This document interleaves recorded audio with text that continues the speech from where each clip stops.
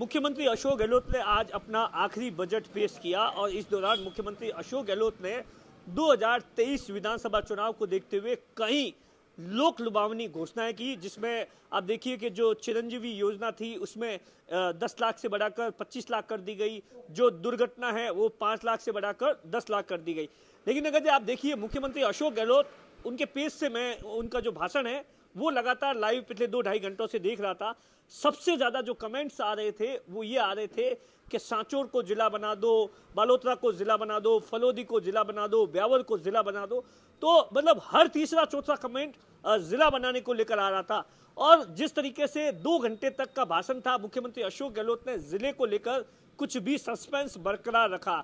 लेकिन अब जिस तरीके से 2 घंटे बाद में मुख्यमंत्री अशोक गहलोत ने एक बार फिर से जिला बनाने को लेकर सारा जो रायता है वो कमेटी पर ढोल दिया है कि जो एक कमेटी बनाई थी हमने, वो उस कमेटी की रिपोर्ट नहीं आई है, वो कमेटी की जो रिपोर्ट आएगी उसी के आधार पर नए जिले बनाए जाएंगे। आप देखिए, मैं थोड़ा आपको फ्लैशबैक में ले जाना चाहता हूँ, पिछले साल का बजट याद दिलाना चाहता हूँ।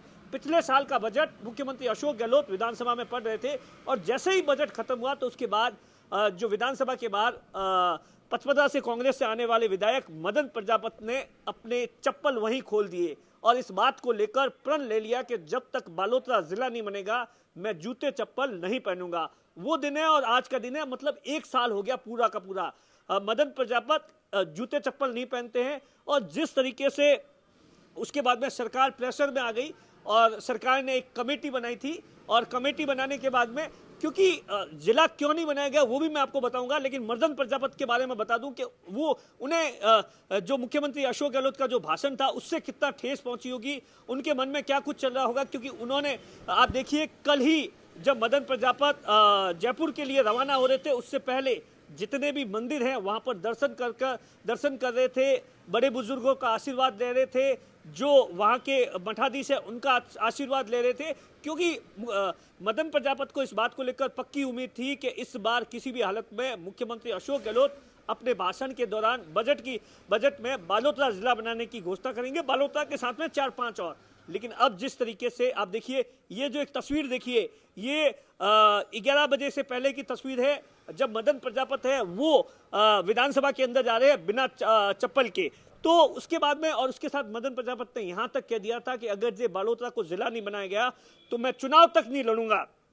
ऐसे में सोशल मीडिया पर जैसे ही मुख्यमंत्री अशोक गहलोत ने अपने भाषण के दौरान यह कहा कि जो जिला बनाने की बात की घोषणा को लेकर हमारे पास में तमाम प्रस्ताव आए हैं और उसी को लेकर हमने कमेटी बनाई है, कमेटी की अभी तक रिपोर्ट नहीं आई है। और उसके बाद में सोशल मीडिया पर मदन प्रजापति को लेकर बाहर आ गई कि मदन प्रजापति क्या राजनीति से संन्यास लेंगे, क्या वो अगला चुनाव लड़ेंगे, क्या वो चप्पल पहनेंगे, इस तरीके की तमाम तरीके के कमेंट्स आ रहे हैं।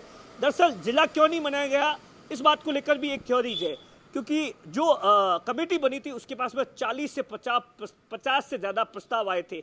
ऐसे में अगर जो 4-5 जिले बना दिए जाते हैं तो कहीं ना कहीं सरकार को ये लगता है, मुख्यमंत्री अशोक गहलोत को लगता है कि इसी साल चुनाव है, जो 4-5 जिले बनाए गए वहां हो सकता है कांग्रेस जीत जाए, लेकिन 40 से ज्यादा ऐसी विधानसभाएं होगी, 30 से 40, जहां पर कांग्रेस को इसका नुकसान हो सकता है। तो इसी बात को लेकर तमाम तरीके के एनालिसिस है। हालांकि अभी तक एक उम्मीद जो है मदन प्रजापति के लिए बची है, वो है 22 फरवरी को। 22 फरवरी को क्या होगा वो मैं आपको बताऊं।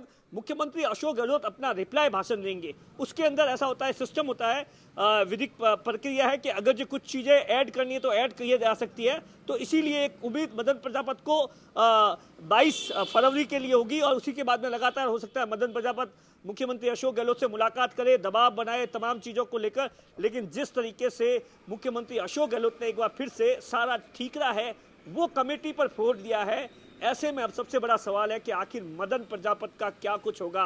क्या वो जूते चप्पल पहनेंगे, क्या वो चुनाव लड़ेंगे, क्या वो राजनीति से संन्यास लेंगे। इन तमाम चीजों को जानने के लिए हम आपको आगे भी इस पूरे मामले को लेकर अपडेट देते रहेंगे। दिनेश वाला, बाड़मेर, राजस्थान तक।